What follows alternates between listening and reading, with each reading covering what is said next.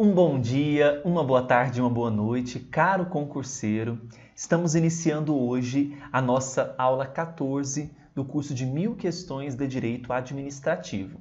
Como sempre estamos fazendo, todos os primeiros blocos de cada aulinha está sendo disponibilizado gratuito para você no YouTube para conhecer o curso, ver a pegada das discussões, né? É um curso de questões, são 1000 questões. Nessa aula 14, nós permanecemos com o tema Poderes da Administração e agora nós vamos resolver as questões de número 326 a 330. Nós sempre estamos mesclando questões de múltipla escolha e questões na modalidade certo ou errado, tá bom? Se você ainda não adquiriu o curso, passe agora no site www.eleitoralcombruno.com.br, tá bom? Vamos então à questão 326, vejam só. Os poderes administrativos surgem com a administração e se apresentam conforme as demandas dos serviços públicos. Analisando os itens abaixo relacionados, qual melhor se insere no conceito de poder de polícia? Letra A. Visa condicionar e restringir o uso e o gozo de bens, atividades e direitos individuais. Bem, se você fizer uma leitura atenta do artigo 78 do Código Tributário Nacional, ele apresenta um conceito que se revela nessa disposição da letra A. Então, nós temos o poder de polícia condicionando positivamente, restringindo o uso de bens, atividades e direitos individuais. A letra A conceitua, de forma, claro, resumida, esse poder de polícia. B. Pode agir em 3 áreas de atuação estatal: administrativa, judiciária e legislativa? Não. Somente nas áreas administrativa e judiciária. Legislativa, não. Letra C. Em relação à polícia sanitária, tem como se medir o seu campo de atuação. O que vocês acham? Em relação à polícia sanitária, é possível, pelo poder de polícia, medir o campo de atuação? Claro que não, pessoal. Veja que nós temos uma discricionariedade aplicada à polícia sanitária para que ela, revelando-se na sua condição estatal, realizar discricionariamente, medindo o seu próprio campo de atuação. Ou seja, o poder de polícia não atinge essa condição. Letra D. É a faculdade exclusivamente focada na coletividade que dispõe a administração pública. Não, não é exclusivamente na coletividade. Ora será em benefício da coletividade, ora será em benefício estatal. Esse é o probleminha da letra D. E é o mecanismo de frenagem de que dispõe a administração pública para conter os abusos do direito coletivo. Não.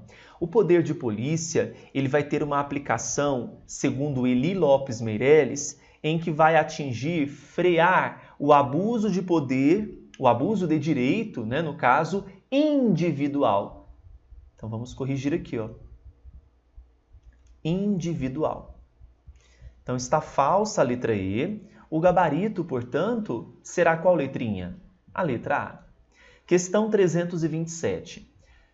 O poder de polícia, embora muitas vezes se revista de grande margem de discricionariedade, não está imune ao amplo controle judicial, mesmo no que toca a aspectos de conveniência e de oportunidade da medida adotada. Nós temos que levar em consideração aqui 2 pensamentos. Um majoritário, em que realmente o poder de polícia ele se revela com essa grande margem de discricionariedade, não estando imune a amplo controle judicial, mas nós temos que há correntes minoritárias que pensam o contrário. Então, quando a questão afirma que o poder de polícia, embora muitas vezes se revista de grande margem de discricionariedade, não está imune a amplo controle judicial, mesmo no que toca a aspectos de conveniência e de oportunidade. Está incorreto, porque a regra geral é o que, pessoal? É que esse poder de polícia, com essa grande margem de discricionariedade, o poder judiciário não invade o mérito administrativo. Mas há correntes minoritárias que pensam o contrário, que o controle judicial atinge esse mérito. Nós temos que levar em consideração a corrente majoritária para as provas. Então, a corrente majoritária nos coloca que sim, o Poder Judiciário não atingiria esse mérito. Por isso, a questão 327 coloca-se como incorreta. 328. Considere a edição de um ato administrativo indeferindo um pedido administrativo de particular para que o Poder Público Municipal promova urgentes reparos no leito da rua onde está situada sua residência, em razão do aparecimento de uma rachadura que vem progressivamente aumentando de tamanho, ocasionando um risco a ele e a demais moradores locais. Essa medida, então veja, houve um ato administrativo que indeferiu o pedido administrativo de particular. O que essa medida pode, então, acarretar? A. Constitui regular exercício do poder disciplinar, tendo em vista que não são somente os servidores públicos destinatários dessa atuação, que abrange decisões relativas a outros vínculos jurídicos. E aí, há relação com o poder disciplinar nessa medida? Não, gente, porque o poder disciplinar, ele visa o quê? Punir infrações dos servidores públicos, no caso. Não é? Então, não há uma relação aqui de poder disciplinar. B. Deve ser impugnada judicialmente, posto que somente com autorização judicial o ente público poderia realizar a contratação para aquela finalidade sem a realização de licitação. Falso, porque nós estamos diante de uma situação emergencial. A nossa lei de licitações prevê hipóteses em que será dispensada a licitação por conta de situações emergenciais, como foi apresentada pela questão. Tá? Então, não é somente com autorização judicial. O erro está aqui. Letra C. Admite revisão pela própria administração pública em caso de constatação de inadequação, desde que se trate de juízo discricionário, vedado sanar o vício de legalidade diretamente. Falso. Existe um princípio, que é o da autotutela, em que a própria administração vai rever os seus atos ilegais, anulando, ou nós temos ainda uma revogação dos seus atos em situação de conveniência e oportunidade. Então, a letra C, com base no princípio da autotutela, está falso, né? Dizendo aqui que é vedado sanar o vício de legalidade diretamente. E é possível por conta desse princípio. Letra D. Pode ser objeto de recurso administrativo, o que permite à administração pública superior convalidar ou anular o ato administrativo, caso reste demonstrada sua inadequação e inconveniência diante da situação fática. Diante de uma inadequação, de uma inconveniência, não se fala em convalidação e anulação. No que tange, por exemplo, a anulação, nós temos ali vícios que vão prejudicar o ato, né? Vícios que ferem a legalidade. Não é? Então, nesse caso aqui, por conta da discricionariedade, uma vez que foi inadequado ou inconveniente, nós não falamos nem de anulação, nem de convalidação. Sobrou a letra E. Demandará a interposição de recurso administrativo por parte do requerente, sem prejuízo de poder adotar medidas judiciais para a intervenção da obra, diante da situação emergencial caracterizada. E aí, é possível esse recurso administrativo, uma vez que houve um indeferimento de um pedido administrativo de particular? Sim, esse recurso ele será o quê? Motivado, conforme prevê a Lei 9784, que é a Lei do Processo Administrativo Federal, estabelecendo pelo artigo 2º, inciso 10, em conjunto com o artigo 50. E não se esqueça que houve aqui uma situação de emergência que torna dispensável essa licitação. Então, a questão 328, marcaremos a letra E como gabarito. 329.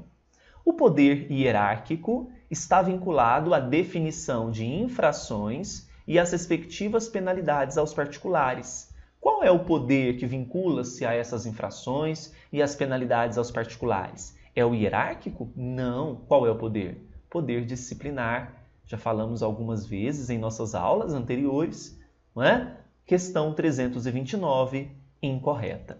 Questão 330.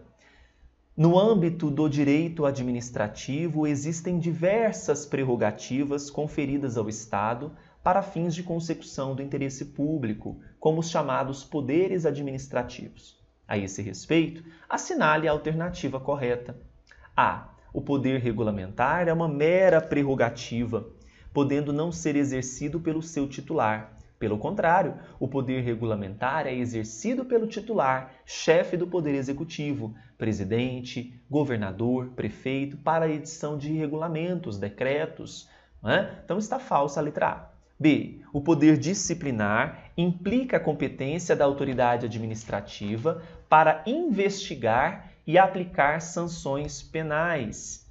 E aí, pessoal, sanções penais, poder disciplinar? Não, sanções administrativas. Olha o peguinha aqui. C. Os poderes administrativos estão sempre vinculados aos termos da lei, não comportando discricionariedade. Pelo contrário, e o poder discricionário, que dá margem, flexibilidade a essa discricionariedade, não é? A essa vinculação à lei. D.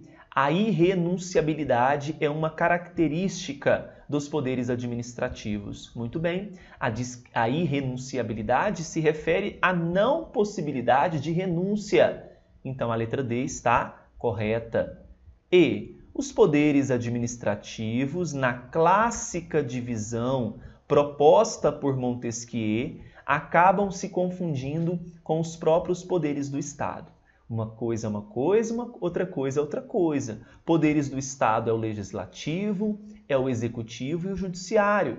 Poderes administrativos, poder disciplinar, poder regulamentar, poder hierárquico, vinculado, discricionário. Então, nós temos outros poderes que se distanciam, que se diferem dos poderes do Estado.